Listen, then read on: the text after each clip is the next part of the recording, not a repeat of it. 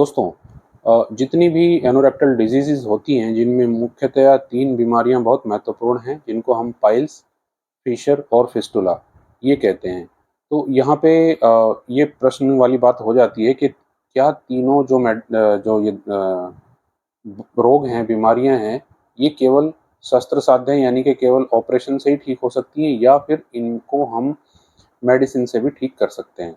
तो यहाँ पे मैं ये स्पष्ट कर देना चाहता हूँ कि जो पाइल्स होते हैं बेसिकली, बेशक चाहे वो ब्लीडिंग पाइल्स हों और बेशक चाहे वो नॉन ब्लीडिंग पाइल्स हों, जो कि लंबे समय तक उपस्थित रहते हैं बॉडी में और बाद में प्रोलैप्स करना शुरू कर देते हैं, उनको निश्चित रूप से अधिकांश केसेस में मेडिसिन्स और लाइफ़स्टाइल चेंजेस से ठीक किया जा सकता है, इसमें कोई संदेह नहीं है।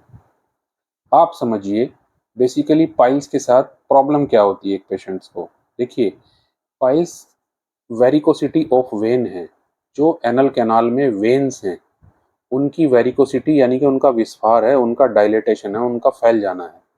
तो जब तक के कोई रोगी बैठ करके मोशन में जोर नहीं लगाएगा या बहुत अधिक देर तक नहीं बैठा रहेगा, तब तक जो है उसको पाइल्स होने की संभावना ना के बराबर होती है। कोई शरीर में बीमारी हो या वो सेकेंडरी हो, वो एक अलग विषय है। लेकिन यहाँ पे ये बात बहुत सोचने वाली है कि उसको जितना अधिक वो स्ट्रेन करेगा, उतना ज़्यादा ही उसको पाइल्स होंगे। यदि कोई रोगी, जब उसको मोशन बन जाता है और वो वॉशरूम में जाता है और बहुत शीघ्र ही वापस आ जाता है, ऐसे लोगों को पाइल्स देखने को बहुत कम मिलते हैं। ये हमारा व्यक्तिगत अनुभव है। आजकल आपने देखा होगा कि बहुत सारे लोग मोबाइल लेकर के जो है वॉशरूम में चले जाते हैं और मोबाइल में खेलते रहते हैं, ये मूर्खता है। बहुत से लोग पहले अखबार लेकर के जाते थे और अब तो लैपटॉप लेकर भी चले जाते हैं, एक आधा प्रोजेक्ट वहीं बैठ के कर लेते हैं। तो वॉशरूम जो जगह है, जिस कार्य के लिए बनी है, केवल वो कार्य वहाँ पे होना चाहिए। अननेसेसरी वहाँ पे बैठना नहीं चाहिए। यदि आप ऐसा करते हैं तो आप कितने ऑपरेटिव प्रोसीजर करा लें, वो चीज़ दोबारा होगी ही होगी। दूसरी बात, यदि किसी पर्सन को इरिटेबल बाउल सिंड्रोम है, गृहिणी रोग से पीड़ित है, उसको अल्सरेटिव कोलाइटिस है, उसको क्रोहन्स डिजीज़ है, ऐसी कंडीशन में उनको ये बीमारियां होती ही रहती हैं और उसका मूल कारण पाइल्स नहीं, बल्कि उसका मूल कारण वो बीमारी होती है, उसका इलाज किया जाना अति आवश्यक होता है। दूसरी बात आती है फिशर। फिशर का इस समय यदि आप देखें, टोटल जो एनोरेक्टल डिसऑर्डर्स होते हैं, उसमें फिशर सबसे अधिक होने वाली बीमारी है।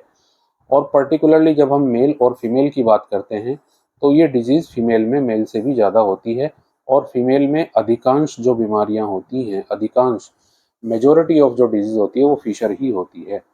तो फिशर में एक क्या समस्या पैदा हो जाती है कि पहले तो एक कट लगता है अंदर, और जैसे वो हील होता है तो जितनी बार वो कट लगेगा, वहाँ पे एक छोटा सा दाना बन जाएगा जिसको सेंटिनल टैग कहते हैं, और जितनी बार वो हील होगा उतनी बार जो मोशन का रास्ता है वो थोड़ा नॉर्मल से और टाइट हो जाएगा।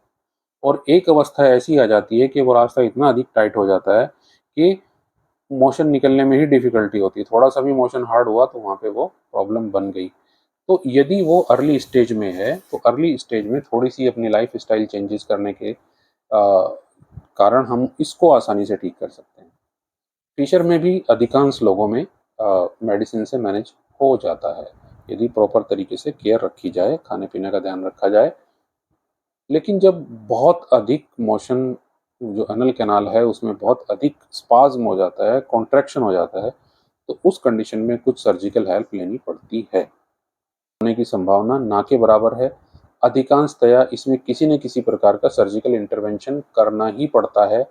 चाहे वो आप कोई भी प्रोसीजर कराएँ, चाहे वो सर्जरी कराएँ, चाहे वो लेज़र एब्लेशन कराएँ, चाहे क्षार सूत्र थेरेपी कराएँ।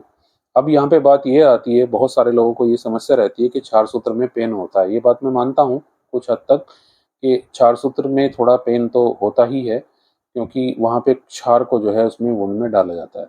लेकिन ये बात बिल्कुल सत्य है कि यदि आप फाइनल वुंड देखें ऐसे रोगियों का जिन्होंने सर्जिकल प्रोसीजर कराया है, या लेज़र से तो रिकरेंस के चांसेस बहुत अधिक होते हैं, हालाँकि ये पेन कम होता है इसमें।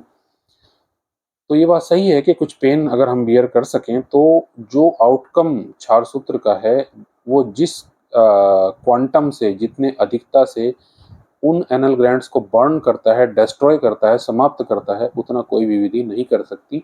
ये आप फोटोग्राफ से बाद में जब फाइनल थ्रेड को निकाला जाता है, तो अंदर की जो कंडीशन होती है और जो इंस्पेक्टर का स्तर होता है, और इंस्पेक्टर डैमेज बहुत मिनिमम होता है, क्योंकि एकदम से इंस्पेक्टर को काटा नहीं जाता। तो कुछ चीज़ों के प्रोज़ एंड कॉन्स दोनों के बराबर होते हैं, कुछ के कुछ लाभ होते हैं, कुछ हानि होती हैं। ऐसा नहीं कह सकते कि कोई एक पर्टिकुलर चीज़ बिल्कुल आइडियल है। आइडियल कुछ नहीं होता है, एवरीथिंग इज़ रिलेटिव, एब्सोल्यूट सच कुछ नहीं होता है इस दुनिया में। तो इसलिए ये 3 बीमारियों के बारे में मैंने आपको थोड़ी-सी बात ये आपके समक्ष रखी। Thank you very much.